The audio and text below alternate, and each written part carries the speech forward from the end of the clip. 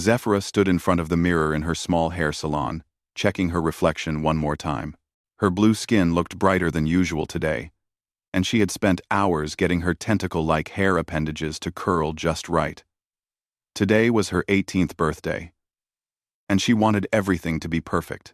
The salon sat on level 7 of Harmony Point, a massive space station that housed over 10,000 beings from 40 different worlds. Most aliens lived in the upper levels, where the air was cleaner and the gravity felt more natural. Zephyra's salon was stuck between a repair shop and a food vendor that sold cheap protein bars to station workers. She had saved money for 3 months to buy decorations for her birthday party. Colorful streamers hung from the ceiling, showing the traditional Kalian colors of deep purple and silver. Small lights blinked in patterns that meant joy and celebration in her native language. The food table held dishes from her home world. Crystal fruits that changed color when touched, sweet bread that glowed faintly blue, and fermented juice that tasted like sunshine. Zephyra had sent invitations to every alien she knew on the station. She invited the Vraxian traders, who sometimes walked past her shop. She invited the tall, thin Nexari, who lived 3 levels up. She even invited the grumpy Torgian security guards, who never spoke to anyone. In total, she had given out 27 invitations. The party was supposed to start at station time 1,800 hours. Zephyra checked the clock on the wall. 1,745 hours. 15 minutes left to wait. She walked around the salon, adjusting things that did not need adjusting. She moved a chair 2 inches to the left. She straightened a streamer that was already straight. She counted the food plates for the 5th time. Everything was ready. The truth was, Zephyra did not have many friends. Most aliens on the station thought hairstyling was not real work. They saw her as someone who played with hair all day, instead of doing important jobs like piloting ships or managing trade deals. When she tried to talk to other young aliens at the station's common areas, they would be polite for a few minutes, then find excuses to leave. But birthdays were special. On her homeworld of Kalia, everyone celebrated birthdays together, even if they were not close friends. It was considered rude to ignore someone's birthday invitation. Surely the aliens here would understand that tradition. 1,800 hours came and went. Zephyra sat in one of her salon chairs, watching the door. Maybe they were running late. Space station schedules could be confusing for beings from different worlds. At 1,830 hours, she began to worry. She checked her invitation cards to make sure she had written the right time and date. Everything looked correct. The writing was clear, and she had even included a small map showing how to find her salon. By 1,900 hours, Zephyra felt a cold feeling in her stomach. She walked to the window and looked out at the station corridor. Other aliens walked past, going about their normal evening routines. Some carried packages from the market level. Others wore work uniforms, heading home after long shifts. None of them looked toward her brightly lit salon, with its colorful decorations. She returned to her chair and tried to stay positive. Maybe they had forgotten and would remember later. Maybe they were planning a surprise and would all show up together. At 2,000 hours, 2 full hours after the party should have started, Zephyra finally accepted the truth. Nobody was coming. Not the Vraxian traders. Not the Nexari families. Not even one person had bothered to stop by. Not even to say they could not stay. She looked at the food table with its untouched dishes. The crystal fruits had stopped changing colors and now sat dull and gray. The glowing bread was cooling down, its blue light fading to a weak flicker. The celebration juice sat in its fancy glasses, growing warm and losing its sweet smell. Zephyra had never felt so alone. On her home world, she had lived with her large family in a community where everyone knew everyone else. When her family decided to send her to Harmony Point to start a business and make money for the clan, she had been excited about the adventure.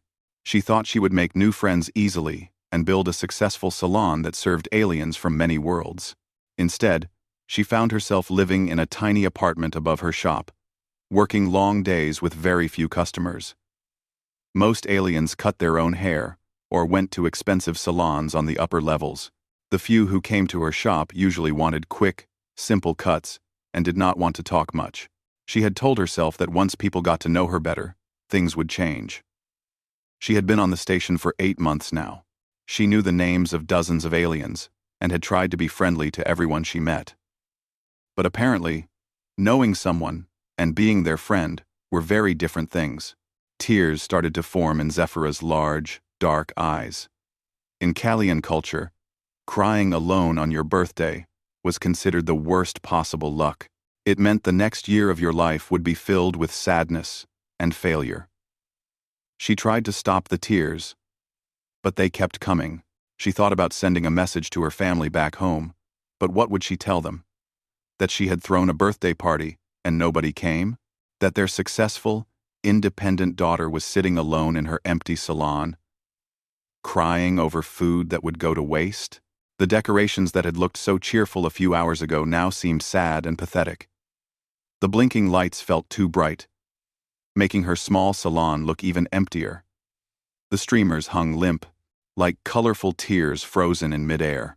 Zephyra stood up and began cleaning up the food, wrapping each dish carefully to save for later. As she worked, she made a decision. Next year, she would not throw a party. She would spend her birthday working, like any other day. At least then, she would not feel disappointed when nobody showed up.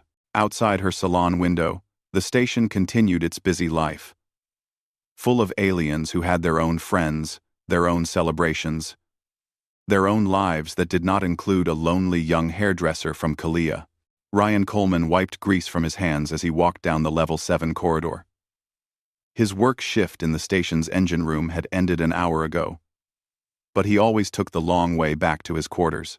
The lower levels had more interesting shops and less crowded walkways than the upper sections where most humans lived. As the station's newest maintenance engineer, Ryan had only been on Harmony Point for 3 weeks. He was still learning his way around the massive structure and enjoyed exploring different areas during his free time. The diversity of alien cultures fascinated him, even though most species kept to themselves and did not interact much with humans. That was when he saw the lights. One small shop window glowed with purple and silver decorations. Colorful streamers moved gently in the air circulation, and small lights blinked in complex patterns. Ryan had never seen anything like it during his previous walks through this area. He stopped and looked more carefully.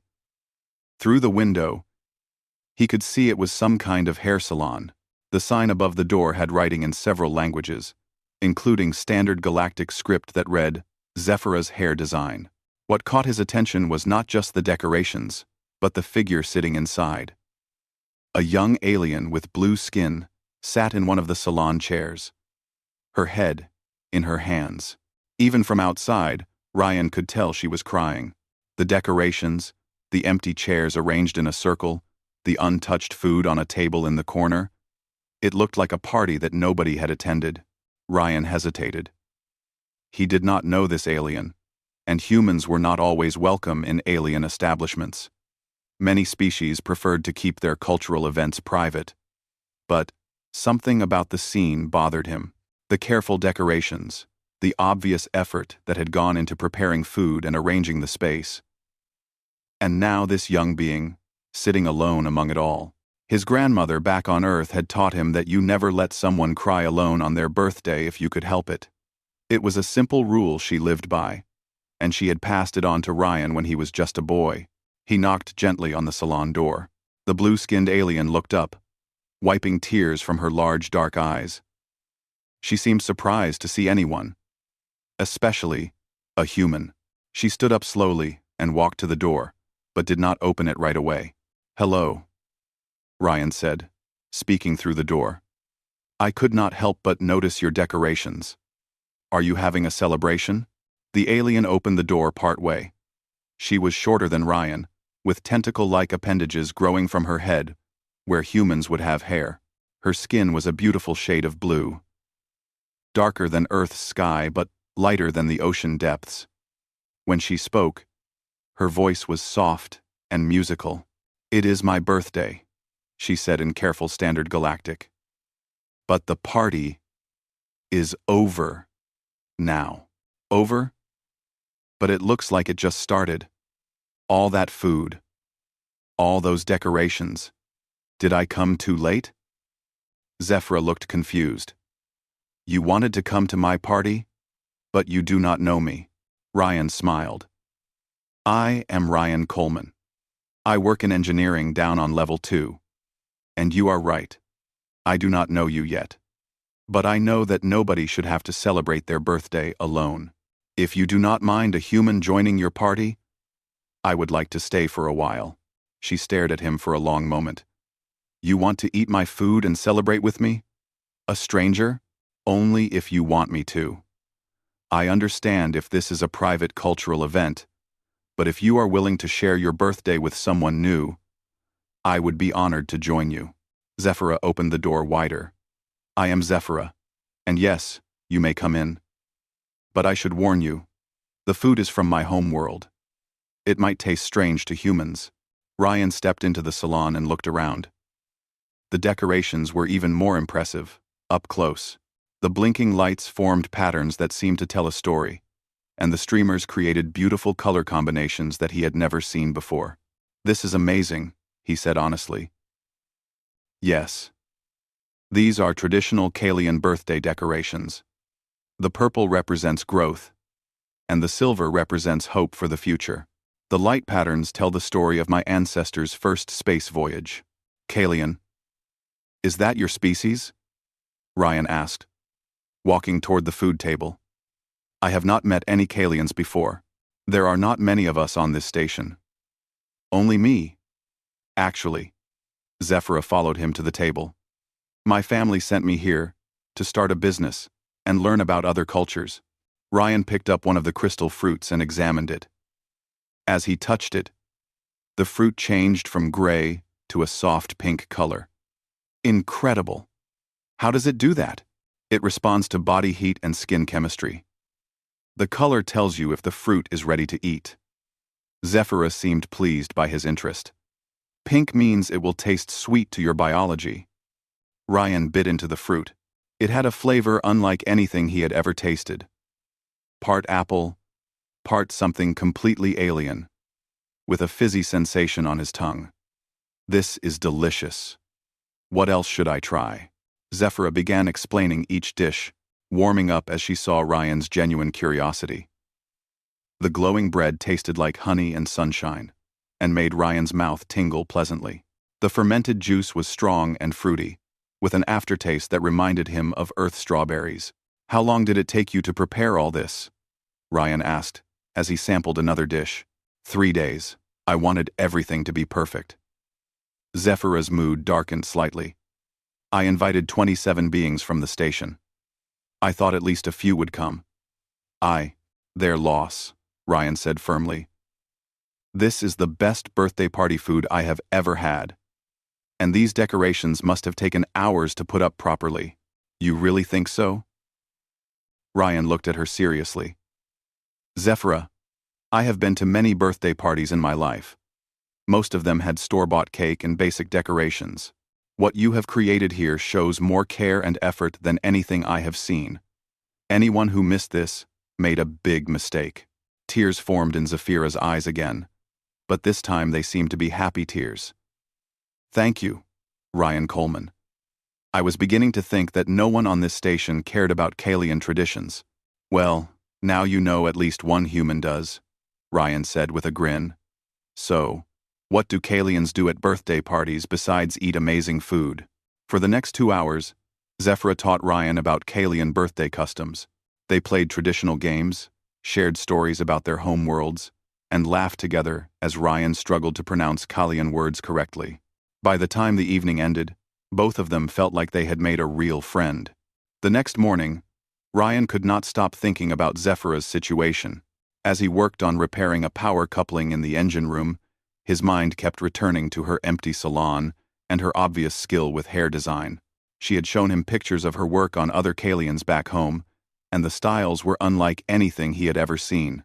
During his lunch break, Ryan made a decision. He walked back to level 7 and found Zephyra's salon. Through the window, He could see her working on the hair of an elderly Torgian customer. Her tentacle-like appendages moved with precise, graceful motions as she shaped and styled the alien's thick, gray fur. After the customer left, Ryan knocked on the door. "Ryan!" Zephyra seemed genuinely happy to see him. "Did you come for a haircut?" "Actually, yes. But first, I wanted to ask you something. How many customers do you usually get in a day?" Both. Zephyra's expression became sad. "Maybe 2 or 3. Some days, nobody comes.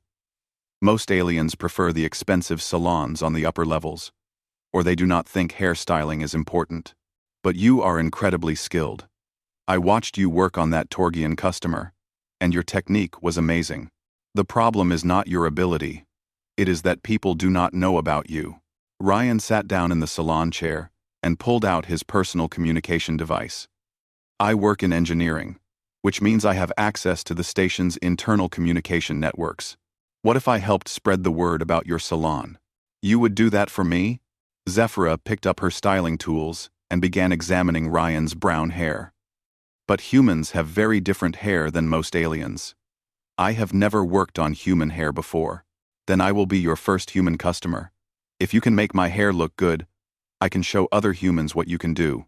Zephyra began working carefully, asking Ryan questions about how humans preferred their hair styled. She experimented with different techniques, using her specialized tools to create textures and shapes that regular human hair cutters could never achieve. Her tentacle appendages allowed her to work from multiple angles at once, creating complex patterns with incredible speed. When she finished, Ryan looked in the mirror and whistled in amazement. His hair had been transformed into something that looked like art. The cut was practical enough for his engineering work, but had subtle patterns and textures that caught the light in interesting ways. "Zephyra, this is incredible." That afternoon, Ryan used his communication access to send messages to every human on the station. He included before and after pictures of his hair, along with information about Zephyra's salon and her reasonable prices. He described her unique techniques and the quality of her work. The response was immediate. Within hours, Ryan received dozens of messages from curious humans asking for more details. By evening, Zephyra had 5 appointments scheduled for the next day, but Ryan did not stop there. Over the following week, he spent his free time researching the grooming customs of every alien species on the station. He learned that Vraxians had complex fur patterns that required special care during space travel. Nexari needed their natural crystal formations polished regularly to prevent disease. Even species that seemed to have no hair often had grooming traditions that were important to their culture. Armed with this knowledge, Ryan approached representatives from different alien communities. He was careful to be respectful and learn about their customs before making any suggestions. His first success came with the Vraxians. Ryan learned that their fur became matted and uncomfortable during long trade missions, causing serious health problems. He approached Captain Lisa Murphy, the human liaison who worked with Vraxian traders, and explained how Zephyra's techniques could help maintain their fur health during space travel. Captain Murphy was interested but cautious. The Vraxians do not usually trust other species with their grooming rituals. It is very personal to them. "That is why I think Zephyra would be perfect," Ryan explained. "She understands that grooming is not just about appearance. It is about health and cultural identity. She spent 3 hours learning about Kalian traditions just to cut my hair properly." Captain Murphy agreed to arrange a meeting between Zephyra and the Vraxian trade leader, a dignified female named Throxa, who commanded respect among her people. Ryan accompanied Zephyra to the meeting, held in one of the station's neutral conference rooms.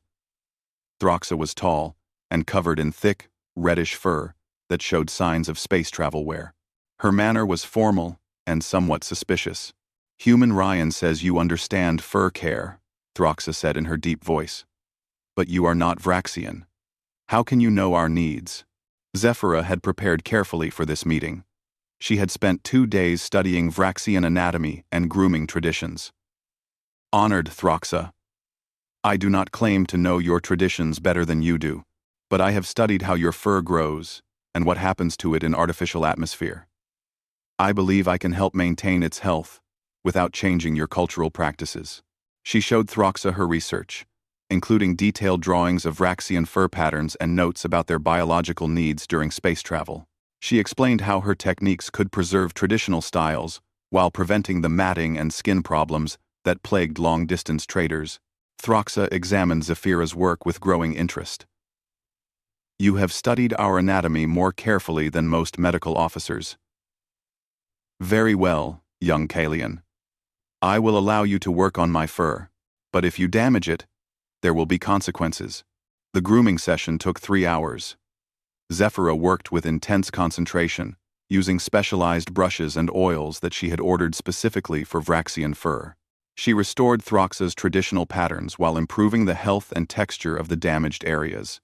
When it was finished, Throxa looked in the mirror and made a sound of amazement. Her fur looked better than it had in months, with deep, rich colors and perfect traditional patterns. Incredible, Throxa said softly. How did you learn to do this? I listened to what you told me about your traditions, and I combined that with what I learned about your biology, Zephyra replied. Every species has unique needs. My job is to understand those needs and work with them, not against them. Word spread quickly through the Vraxian trading community. Within days, Zephyra had a steady stream of Vraxian customers, all eager to maintain their fur health during long space voyages. Ryan watched with satisfaction as Zephyra's appointment book filled up. His simple plan to help a lonely alien had grown into something much bigger. Other species on the station began to take notice of the salon, where aliens could receive grooming services that respected their cultural traditions while meeting their biological needs. 3 weeks after Throxa's successful grooming session, Zephyra's salon had transformed from a quiet, empty shop into the busiest establishment on Level 7. Every day brought new customers from species that had never interacted with each other before. The Nexari discovery happened by accident. Ryan had been researching their crystal formations when he learned that improper cleaning could cause serious health problems for their species. The crystals that grew naturally from their bodies needed regular polishing to prevent bacterial buildup, but most Nexari on the station had been doing this themselves with basic tools. Zara, a young Nexari engineer, had damaged her shoulder crystals while working on station repairs. The crystals had grown cloudy and were causing her pain. Traditional Nexari healers were not available on Harmony Point, and she was facing a long, expensive trip home for treatment. Ryan suggested she visit Zephyra, explaining that the Kalian had specialized tools for working with delicate materials. Zara was desperate enough to try anything. Zephyra studied the damaged crystals carefully, then spent hours researching Nexari biology and crystal care techniques. Using her finest polishing tools and working with incredible patience, she slowly restored the crystals to their original clarity and shape. The pain is gone, Zara said in amazement, moving her shoulder freely for the first time in weeks. How did you do this? Your crystals are living parts of your body, just like hair or fur, Zephyra explained. They need the same kind of careful attention. I can show you how to maintain them properly during your work duties.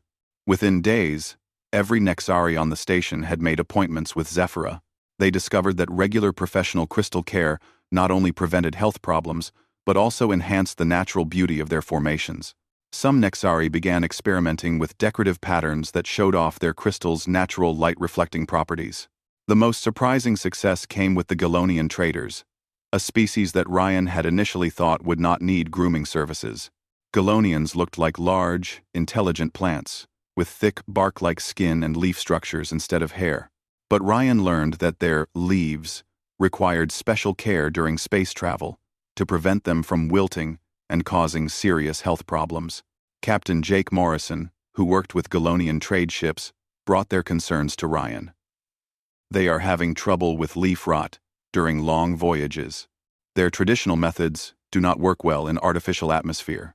Zephyra developed a specialized treatment using carefully controlled humidity and nutrient solutions. The process took several hours per customer, but the results were remarkable. Galonian leaves that had been brown and wilted became green and healthy again. You have saved us weeks of recovery time, said Elder Vorthak, the lead Galonian trader. Our people will remember this kindness. As word spread throughout the station, Zephyra found herself serving species she had never even heard of before. Each new challenge required research, experimentation, and careful attention to cultural sensitivities. Her small salon became a place where beings from dozens of worlds gathered, sometimes waiting hours for appointments while chatting with aliens they had never spoken to before. Ryan watched this transformation with growing excitement. The social barriers that had kept different species separated on the station were breaking down naturally. Aliens who had lived on Harmony Point for years without speaking to each other were now sharing stories and experiences while waiting in Zephyra's salon. That was when Ryan had his biggest idea yet. He approached Station Commander Helen Rodriguez with a proposal. Commander Rodriguez was a no-nonsense military officer who focused on keeping the station running efficiently. She was initially skeptical when Ryan requested permission to organize a station-wide cultural festival. Engineer Coleman, your job is to fix broken machines, not organize parties, she said during their meeting in her office. Why should I divert station resources to this project? Ryan had prepared his argument carefully. Commander, over the past month, we have seen a 40% decrease in cultural conflict reports. Interspecies cooperation in work assignments has improved significantly. All of this started when different species began interacting naturally at Zephyra's salon. He showed her the data he had collected, including reports from security officers about reduced tensions between different alien groups. Productivity in mixed-species work teams had improved as aliens learned to communicate better with each other. What exactly are you proposing? Commander Rodriguez asked, studying the reports. A one-day festival celebrating the grooming and personal expression traditions of every species on the station. We would set up demonstration areas where different species could show their cultural practices and learn about others. Zephyra would serve as the honored guest artist, demonstrating techniques from multiple worlds. Commander Rodriguez was quiet for a long moment. Then she surprised Ryan by approving the festival, with the condition that it had to be entirely organized by volunteers during off-duty hours. Planning the festival took 2 months. Ryan coordinated with representatives from every species on the station, learning about their traditions and organizing demonstration areas. The Vraxians agreed to show traditional fur braiding techniques. The Nexari created displays about crystal formation patterns. Even the normally reserved Torgians contributed by demonstrating their ancient tattooing traditions. Zephyra worked tirelessly to prepare demonstrations that would showcase the beauty of different species' grooming practices. She studied techniques from worlds she had never visited and practiced working with alien biology she had only read about. The festival day arrived on a station holiday, when most beings had free time. The main plaza on Level 5 was transformed into a colorful celebration of diversity. Dozens of species set up booths showing their cultural practices, while visitors moved from area to area, learning about traditions they had never seen before. Zephyra's demonstration area drew the largest crowds. Throughout the day, she worked on volunteers from different species, explaining her techniques and showing how traditional practices could be adapted for space station life. Aliens watched in fascination as she transformed a Vraxian trader's matted fur into an elegant traditional pattern, or polished a Nexari crystal formation until it shone like starlight. But the most powerful moment came when various species began teaching each other. A young Torgian showed a human family how to create temporary tattoos using safe, removable inks. Nexari children demonstrated crystal growing techniques to fascinated Vraxian youngsters. Gelonians shared leaf care traditions with other plant-based species. Commander Rodriguez walked through the festival late in the day, observing the peaceful interactions between species that had barely acknowledged each other a few months earlier. She found Ryan helping a group of mixed-species children create friendship bracelets using techniques from multiple worlds. Coleman, she said, pulling him aside. I owe you an apology. This festival has done more for station unity than 3 years of official diplomatic meetings. How did you know this would work? Ryan looked across the plaza at Zephyra, who was laughing with a group of aliens as she put finishing touches on a complex hairstyle that combined elements from 4 different worlds. "I learned it from her, Commander. Sometimes the best way to bring people together is to show them that everyone wants the same basic things: to be valued, to be understood, and to share what makes them unique." 1 year later, Zephyra stood in the main plaza of Level 5, watching hundreds of beings from dozens of different worlds setting up for her 19th birthday celebration. This time, she did not have to send out invitations or worry about whether anyone would show up. The entire station had declared it an unofficial holiday. "Are you nervous?" Ryan asked, walking up beside her. He now wore the uniform of a cultural integration coordinator, a position Commander Rodriguez had created specifically for him after the success of the Intercultural Festival. "A little," Zephyra admitted, adjusting the ceremonial robes that combined traditional Kalian designs with patterns from 7 other worlds. "Last year, I sat alone in my salon crying. Now I have to give a speech to the entire station." "You will do fine," Ryan said with confidence. "Just speak from your heart, like you always do." The celebration was unlike anything Harmony Point had ever seen. The Vraxians had contributed their traditional drums, creating rhythms that could be felt throughout the station. The Nexari had grown special crystal formations that cast rainbow patterns of light across the plaza walls. The Galonians had brought rare flowering plants that filled the air with sweet scents from their home world. But the most remarkable thing was not the decorations or the food. It was the way different species interacted with each other. Torgian children played games with human families. Vraxian teenagers taught dance steps to giggling Nexari youngsters. Elderly beings from multiple worlds sat together sharing stories about their different home planets. Zephyra's salon business had grown beyond anything she had imagined.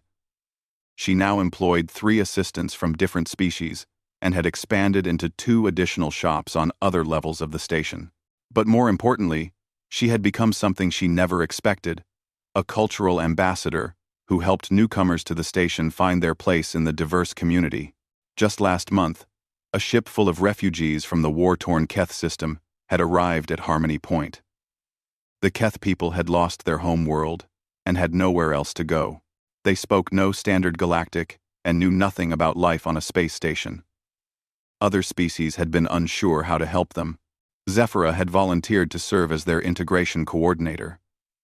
She spent weeks learning basic Keth language and customs, then worked with the refugees to help them understand station life. She taught Keth grooming traditions to her staff and learned how to adapt their cultural practices to space station living. Within a month, the Keth refugees had found jobs, made friends, and begun contributing their own unique skills to the station community. Several had joined Zephyra's staff, bringing new techniques and perspectives that benefited customers from all species. "Attention, beings of Harmony Point," Commander Rodriguez's voice announced over the station communication system. "Please gather in the main plaza for our honored guest's birthday address." Zephyra walked to the center of the plaza, where a small platform had been set up. Hundreds of aliens from 43 different worlds had gathered to hear her speak. The crowd included species that had been enemies on their home worlds, but had learned to live together peacefully on the station. "Friends," Zephyra began, her voice carrying clearly through the translation devices. "1 year ago, I celebrated my birthday alone in my small salon. I thought I was a failure because nobody came to my party. I thought that being different meant being lonely." She paused, looking out at the diverse crowd. "But I learned something important from a human friend who knocked on my door that night. Being different is not something to hide from. It is something to share. Every species here has unique gifts, traditions, and perspectives that make our community stronger." The crowd listened intently as Zephyra spoke about the year that had changed her life. She talked about learning to understand different alien biologies, about discovering that every species had grooming traditions that were important to their identity, and about the joy of helping others feel valued and understood. "The human Ryan taught me that the most powerful thing in the universe is not advanced technology or powerful weapons," she continued. "It is simple kindness. It is the choice to care about someone who is different from you. It is the willingness to learn about traditions that are not your own."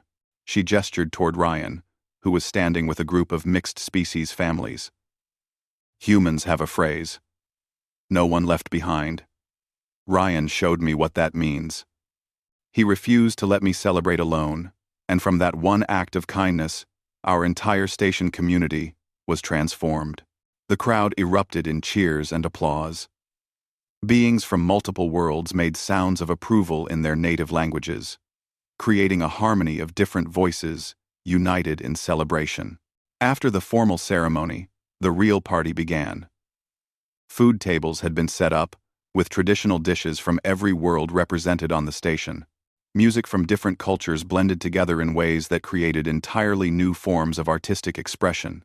Aliens taught each other games, dances, and customs, continuing the cultural exchange that had begun in Zephyrah's salon. Late in the evening, as the celebration continued around them, Ryan and Zephyrah sat together in a quiet corner of the plaza. Ryan's hair showed the results of Zephyrah's latest experimental techniques, subtle patterns that looked like flowing water when he moved his head. "I got a message from Galactic Station Command today," Ryan said, pulling out his communication device. "They want to implement the Harmony Point model on 12 other stations across the galaxy. They are sending teams here to study how we achieved such successful integration between different species." "The Harmony Point model?" Zephyrah asked with amusement. "Is that what they are calling it?" "That is the official name. But privately, they are calling it the Birthday Party Protocol. The idea that treating every being with kindness and respect can transform entire communities." Zephyrah laughed, a sound like musical bells that made several nearby aliens turn and smile. "I like that better. The Birthday Party Protocol.